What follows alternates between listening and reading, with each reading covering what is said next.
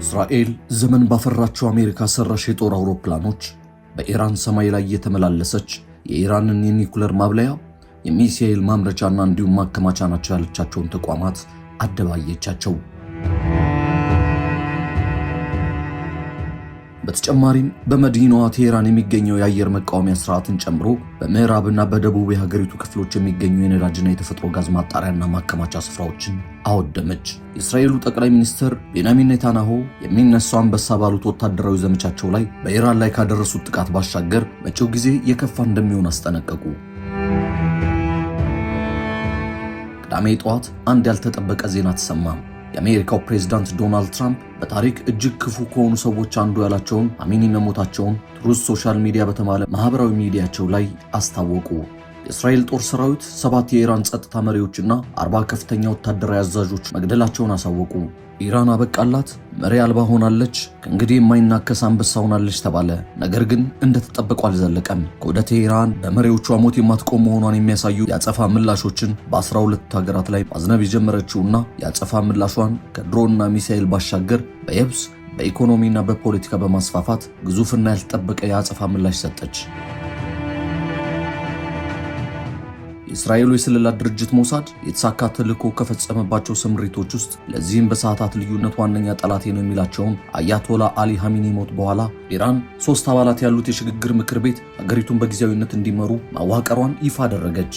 ቆይቶም የኢራን ባለሙያዎች ምክር ቤት የተባለው ስብስብ መላ ቤተሰቦቻቸውን በጥቃቱ ያጡትን በቴል አቪቭና በዋሽንግተን ላይ የከፋ ጥላቻና የበቀል ቁጣ እሳት የተላበሱትን ሙጅታባ ኻሜኒን የሀገሪቱ ሉዓላዊ መሪ አድርጎ መረጠም።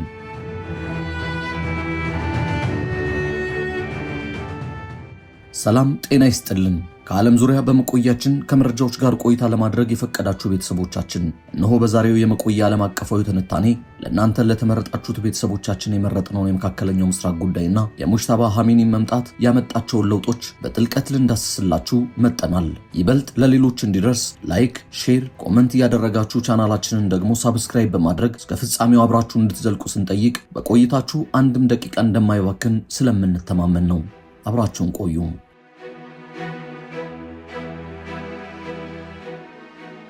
ቅዳሜ ዕለት ነበር ከወደ ቴህራን ላለፉት 37 ዓመታት ገደማ አገሪቱን የመሩት የ86 ዓመቱ አያቶላ አሊ ኻሜኒ የኢራን አብዮታዊ ዘብ አዛዥ ጄኔራል ባክፖርና የአገሪቱ መከላከያ ምክር ቤት ጸሐፊ አሊ ሻምካኒ በእስራኤል ጦር ሰራዊት 7 የኢራን የጸጥታ መሪዎችና 40 ከፍተኛ ወታደራዊ አዛዦች መገደላቸው የተሰማው የኢራን ጦር ጠቅላይ አዛዥ ጄኔራል አብዶል ራሂም ሞሳቪ እና የመካከለኛ ሚኒስተር ጀነራል አዚዝ ናስራዜህ በኢራን ብሔራዊ ቴሌቪዥን ጣቢያ በኩል መጥተው ከኢራን አብዮታዊ ዘብ አዛዥ መሐመድ ፓክፓርና የአገሪቱ መከላከያ ምክር ቤት ጸሐፊ አሊ ሻምካኒ ጋር ለስብሰባ በተቀመጡበት በዩናይትድ ስቴትስና በእስራኤል የአየር ጥቃት መገደላቸውን በእንባ ታጅበው ገለጹ።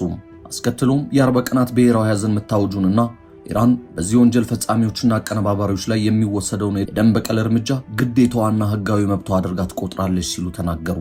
የአሜሪካው ፕሬዝዳንት ግን ሀገሪቱ ያለ አያቶላ ኻሜኒ ምንም እንዳልሆነችና የዩናይትድ ስቴትስና የእስራኤል ጦር ኃይል የኢራንን ባህር ኃይል፣ አየር ኃይል፣ ሚሳኤልና የሚሳኤል ማስወንጨፊያዎችን ማውደማቸውን፣ ባህር ላይ ያላቸው ሀብትን መውደሙን፣ በ3 ቀናት ውስጥ 23 መርከቦች መስመጣቸውን፣ ብዙ ጸረ አውሮፕላን ጦር መሳሪያዎች እንዳልነበሩ መሆናቸውን ገለጹ። በእርግጥ ፕሬዝዳንት ዶናልድ ትራምፕ ባለፈው ሳምንት በድፍረት ወጥተው አየር ኃይልም ሆነ የአየር መቃወሚያ የላቸውም፣ አውሮፕላኖቻቸው በሙሉ ወድመዋል፣ የመገናኛ መሳሪያዎቻቸውን አቋርጠነዋል፣ ሚሳኤሎቻቸውና ማስወንጨፊያቸው ወድመዋል፣ ታዲያ ምን ቀረ ሲሉ ተመጻደቁ። ይሁን እንጂ ነገሮች ግን እንደተባሉ አልዘለቁም። የዮርዳኖስ፣ ኩዌት፣ ባህሬን፣ ሳውዲ አረቢያ፣ ኢራቅ፣ የተባበሩት አረብ ኤሚሬቶች ሰማይ ይጋይ፣ እስራኤልም ትነድ ገባች። ምንም የላትም የተባለው ከአሜሪካና ከእስራኤል ጋር በአስከፊ ጦርነት ውስጥ የምትገኘው ኢራን የአገሪቱን የነገ ዕጣ ፈንታ የሚወስን በኢራን እስላማዊ ሪፐብሊክ ታሪክ ውስጥ ካሉት እጅግ ወሳኝ ለውጦች ከሆኑ አንዱ የሆነውን ታሪካዊ ክዋኔ ፈጸመች።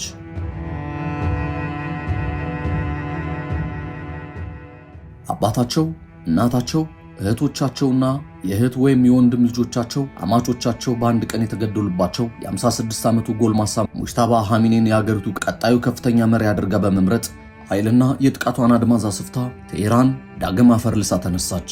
በርካቶች አዲሱ መሪ የአባታቸውን ጠንካራ ፖሊሲዎች ያስቀጥላሉ ሲሉ ለአብዮታዊው ዘብ ቅርብ የሆነ ጠንካራ አዛዥ መሾማቸውን በማስመልከት ደስታቸውን ለመግለጽ አደባባይ በመውጣት አሳወቁ። አዲሱ መሪ ለመምረጥ የተሰበሰበው 88 አባላት ያሉት የሊቃውንት ጉባኤ የአባታቸውን ጠንካራ ፖሊሲዎች ያስቀጥላሉ ተብሎ የሚገመቱትን ሙጅታባን መምረጡን እንዳሳወቀ የሙጅታባ መመረጥ ተቀባይነት እንደሌለው ሲናገሩ የቆዩት ትራምፕ ምርጫው ይፋ ከሆነ በኋላ ደስተኛ ለመሆናቸውን እስራኤልም ብትሆን ስልጣኑን የሚረከበውን ሰው የጥቃት ኢላማ እንደምታደርግ ዝታለች። የኢራን የደህንነት ኃላፊ በበኩላቸው አዲሱ ጠቅላይ መሪ የተመረጡት የሊቃውንት ጉባኤ ላይ የትራምፕ የቦምብ ድብደባ ስጋት በተጋረጠበት ሁኔታ ውስጥ እንደሆነና ነገር ግን አሜሪካና እስራኤል አይተውት የማያውቁት መዓት እንደሚወርድባቸው ዛቱ። ትራምፕም ሆነ ጠቅላይ ሚኒስትር ቤንያሚን ኔታንያሁን በተገደሉት የኢራን ላዕላይ መሪ አያቶላህ አሊ ሁሴን ሐሜኒ ምትክ የሚመረጥ ማንኛውም መሪ ከነመራጮቹ ለመግደል እየዛቱ ባሉበት ወቅት ፋርስ እጅ መስጠት አያውቅም ሲሉ መጠነ ሰፊ ጥቃት መጀመራቸውን የገለጹት አዲሱ መሪ ባስጀመሩት አዲስ ጥቃት ከሰሜን አዘርባጃን ጥግ ታብሪዝ እስከ ደቡብ ፋርስ ወይም የአረብ ባህረ ሰላጤ ዳርቻ ምስራቅ ኢራቅ ሶሪያ ድንበር እስከ ደቡብ ምዕራብ ዛሄራን የኢራን ከተማ መንደሮች ማልት ሌሊት መጋየት የአረብ ባህረ ሰላጤ ከተሞች በሚሳኤል ጸረ ሚሳኤል ፍንዳታ ሲሸበሩ አድረው ተዘግተው እንዲውሉ ቴል አቪቭ፣ ሃይፋይ፣ ሰሜን እስራኤል፣ ቤሼምስና ሌሎች የእስራኤል ውብ ከተሞች በኢራን ሚሳኤሎች ያርሱት ገቡ። ወገኖቹ በአንድ ጀንበር የተገደሉበት መሪ በአየር ማጥቃት አልበቃለውና የሆርሙዝ የባህር ዳርቻን በቦምብ በመዝጋት የአካባቢውን እንቅስቃሴ በማስተጓጎል ወደ ባህረ ሰላጤው የሚገቡ የነዳጅ ማመላለሻ መርከቦች እጥረት እንዲኖር የድፍድፍ ዘይት ዋጋ በዓለም አቀፍ ደረጃ እንዲጨምር በማድረግ ከጦር ሜዳው ባሻገር ጦርነቱ በሁሉም ዘርፍ እንደተስፋፋ አሳወቀም። የዓለም ነዳጅና ጋዝን የሚያጓጉዞ ወሳኝ የውሃ መስመር ሆርሙዝ ሰርጥን በቦምብና በሰርጓጅ መርከብ በማጠር ረቡዕ ዕለት ብቻ 3 የጭነት መርከቦችን አሰመጠ። የኢራን ከፊል ኦፊሻላዊ የስታኒም የዜና ወኪል ረቡዕ እንደዘገበው አብዮታዊ ጥበቃዎች በሆርሙዝ የባህር ወሽመጥ ላይ ታይላንድ ባንዲራን በሰቀለች መርከብ ላይ በተወሰደ እርምጃ መርከቧን ማጋየታቸውን አሳወቁ። የኢራን ጦር ዩናይትድ ስቴትስ የእስራኤል ወይም የአጋሮቻቸው መርከቦች በሆርሙዝ የባህር ወሽመጥ መርከቦቹ ሕጋዊ ኢላማ እንደሆኑ ይቆጠራሉ ሲሉ ማጥቃቱን እንደሚቀጥሉ ገልጸዋል። ነዳጅ በአንድ በርሜል $200 እንደሚገባ ተዘጋጁ ሲሉ ኢራኖች አስጠንቅቀዋል። ይህም ለዓለም አቀፉ ኢኮኖሚ አስደንጋጩ ዜና ሆኗል። ከዚህ ላይ በእርግጥም አሜሪካ እንደገለጸችው አገሪቱ ሳትፈረካከስ ማስቀጠል የቻለው ሙጅታባ ሐሜኒ ማን ነው የሚለው ጥያቄ መነሳት ይገባዋል። ቴህራንን ጨምሮ በተለያዩ የሀገሪቱ ከተሞች የሙጅታባ ሐሜኒን መመረጥ ደግፈው አደባባይ ከወጡት መካከል አንዱ የሆነው በ30ዎች ውስጥ የሚገኝ ቴህራን ነዋሪ በጣም በቀለኛ ነው፣ አባቱን ገድለውበታል፣ ስለዚህ በዋዛ ያልፋቸውም እንዳለው ጥቃቱን በጥራትም በስፋትም እያሰፋ ያለው ሰው ማን ነው? በቀጣይ ምን አስቧል የሚለውን ለማብራራት ጥቂት ደቂቃዎችን እንጨምር። ታሪክን ከወቅታዊ ሁኔታዎች ጋር የሚተነትኑት ተንታኞች ወደ ኋላ ተመልሰው ፕሬዝዳንት ጆርጅ ቡሽን ያነሳሉ። ፕሬዝዳንቱ ታሊባንን ሊያጠፉ መከላከያ ሚኒስትር ዶናልድ ራምስፌልድ የነሙላህ ዑመር መሐመድን ማንቁርት ሊፈጠርቁ ፎክረው ዝተው ነበር። ጠቅላይ ሚኒስትር ቶኒ ብሌር ለታሊባኖች ፍጻሜ፣ ለአፍጋኒስታኖች እድገት፣ ሰላም፣ ብልጽግና ምለው ተገዝተው ነበር። ዛቻ፣ ፉከራ ቀረርቶ በድፍን ዓለም አስተጋብቶ ዓለም ከምዕራባውያኑ ጎን ባሰለፈ በ20ኛ ዓመቱ ዘንድሮ ታሊባን ሊነግስ የአሽረፍ ጋኒ መንግስት ሲፈርስ 20 ዓመት ያነጣጠሩ መቶ ሺዎችን የገደሉ ያስገደሉባት ምዕራባውያን ጥለዋት ብስ ያሉበትን ታሪክ የመድገም ዕድል ሊኖረው እንደሚችል አሁን ትራምፕም በሀገር ውስጥና በዓለም አቀፋዊ የፖለቲካ መድረክ ላይ እየገጠማቸው ያለውን ተቃውሞ አብነት አድርገው ስጋታቸውን አብራርተዋል። ከሰላም ይበልጥ ምንም ነገር የለም ሲሉ ቃል ገብተው የነበሩት ዶናልድ ትራምፕ በአንድ ዓመታቸው ጦርነት ናፍቋቸዋል። የሰላም ቦርድ ያሉትን ስብሰባ ከመመስረታቸው በፊት ከናይጄሪያ እስከ ኢራን የሚገኙ ሀገራትን አስደብድበዋል። ቬንዙዌላን ወረው የሀገሪቱን መሪ አሳግተዋል። ግሪንላንድን ከዴንማርክ ለመቀማትም እየዛቱ ነው። የዓለም መሪዎችን ሰብስበው ከሰላም የሚበልጥ የለም ባሉት በሳምንት ውስጥ ከእስራኤል መሪ ጋር አብረው ኢራን ዳግም ይደበድባሉ። ለሰላሙ ጥርለታሉ ያሉትን መካከለኛውን ምስራቅ የቦምብ ናዳ ማዝነብ መቀጠላቸውን በማንሳት ይህ በቀላሉ የማይቆምና ዓመታትን የሚቀጥል ጦርነት እንደሚፈጥር አስገንዝበዋል። የንጹሃንን ሞት ለመታደግ በሚል በተጀመረው ጦርነት በኢራን ብቻ የሟቾች ቁጥር 1300 በላይ ደርሷል። የአሜሪካ ወታደሮችን ጨምሮ ተጨማሪ ሰዎች በክልሉ ውስጥ ተገድለዋል። በመቶ ሺህ የሚቆጠሩ ሰዎች ተፈናቅለዋል። ይህ ግጭት ከማብቃቱ በፊት ወደ ምን ያህል ሰዎች እንደሚስፋፋ ወይም ምን ያህል ተጨማሪ ሰዎች እንደሚጠፉ ማንም አያውቅም። ይህ በአሜሪካ ውስጥ ያሉ አብዛኛዎቹ ሰዎች የማይደግፉት ሌላ ውድና ገዳይ ጦርነት እንደሆነ አብራርተዋል። የትራምፕ አስተዳደር ለዚህ ጦርነት ያቀረበው ምክንያት በውሸት ላይ የተመሰረተ ነው በሚሉት የኮንግረስ አባላት የቀረቡ ጥያቄዎች አሜሪካን ሌላ አጣብቂኝ ውስጥ አስገብቷታል። ኢራን የኒውክሌር ጦር መሳሪያዎችን ለማምረት የሚያስችል ፕሮግራም የላትም እና በቅርቡ ለማድረግ አቅምም የላትም። እንደ አውሮፓውያን አቆጣጠር 2025 ዩናይትድ ስቴትስ የኒውክሌር ጦር መሳሪያ ተቋማትን በቦምብ ደብድባለች። የኢራን አብዛኛው የኒውክሌር አቅም አወደመች። ያበለጸገችው የዩራኒየም አቅርቦታንም ማንም ሊደርስባቸው በማይችሉ ቦታዎች ቀበረቻቸው። ኢራን የኒውክሌር ጦር መሳሪያ የመገንባት ፍላጎት እንዳላት የሚያሳይ ምንም አይነት ተአማንነት ያለው ማስረጃ የለም ሲሉ ያብራራሉ የኮንግረስ አባላቱ።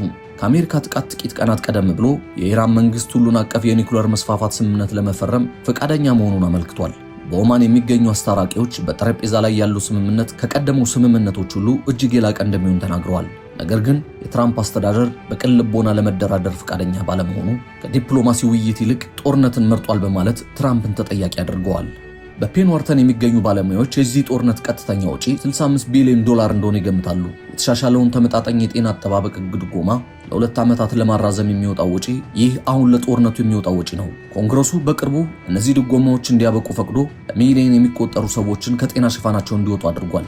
ይሁን እንጂ በሌላ መንገድ በዚህ ጦርነት በቀን 220 ሚሊዮን ዶላር እየወጣ ነው።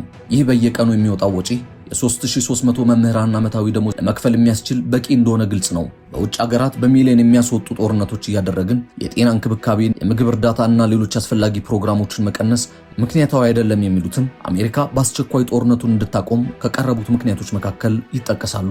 እንደ አማራጭ ያቀረቡት ሐሳብ ዋሽንግተን ሽንፈቷን አምና ከጦርነት ይልቅ አሜሪካ ከሌሎች ዓለም አቀፍ ተዋናዮች ማለትም ሩሲያና ቻይናን ጨምሮ የተቀናጀ ሁሉን አቀፍ የክልል ኑክሌር ጦርነት ስምምነት መከታተል እንዳለባት አሳስበዋል። ቴህራን የጀመረችውን ጦርነት ከሜዳ ባሻገር በሁሉም ዘርፍ ድልን እየተቀናጀች ይገኛል። ይህም በዓለም አቀፍ የመርከብና የኢነርጂ ፍሰት ላይ ተጨማሪ መስተጓጎል እንደሚኖር፣ ኢራን መሸጋገሪያውን ለማለፍ እንዳይቻል በፈንጂ መዝጋቷና የጦር መርከቦችን ማሰማራቷ ጉዳዩን አሳሳቢ አድርጎታል። ኢራን ምን ያህል ፈንጂዎች እንደጣለች ወይም የመጣል አቅም እንዳላት ግልጽ ባይሆንም ግጭቱ ካለቀ በኋላ ለረጅም ጊዜ ሊቆይ የሚችል ስጋት እንዳለም ተገልጿል። በነዳጅ ታንከሮች ላይ የሚደርሰው ስጋት ስነ ምህዳራዊ የጊዜ ቦምብ እንደሆነ የገለጹት የጀርመኑ ግሪፕስ የነዳጅ መፍሰስና እንዲህ አይነቱ ክስተት ከሰው ልጅ አልፎ በባህሩ ስለሚኖሩ አካላት ከፍተኛ ጉዳት ሊያመጣ እንደሚችልም ገልጸዋል። በእርግጥ የኢራን ጸጥታ ዘርፍ ኃላፊ አሊ ላርጂ አያቶላ ሙጅታባ ካሚኒ አባታቸውን ተክተው በመመረጣቸው እስራኤልና አሜሪካን ለተስፋ መቁረጥ ዳርጓቸዋል እንዳሉት አዲሱ መሪ በሁሉም ዘርፍ የበላይነቱን እየወሰዱ ይገኛሉ። በእርግጥ ትራምፕና ኔታንያሁ ከጦረኝነት አካሄዳቸው አንጻር ነገ ምን ሊፈጠር እንደሚችል ባይታወቅም ለጊዜውም ቢሆን ከተሞቿ እየነደዱ ተቋሞቿ እየወደሙ ያለችው ቴህራን እንደተፈራው ባጭር ጊዜ ሳትፈርስ አይደፈረውም የተባለውን ደፍራ ዓለምን እያስገረመች ቀጥላለች። ውድ የተከበራችሁ ተከታታዮቻችን ከዚህ በኋላ የምንሰራቸው ትንታኔዎች ወደ እናንተ ይደርስ ዘንድ ቻናላችንን ሳብስክራይብ በማድረግ ቤተሰብ እንድትሆኑ በታላቅ አክብሮት እንጠይቃለን። አብራችሁን ስለነበራችሁ እናመሰግናለን። ደህና ሁኑ።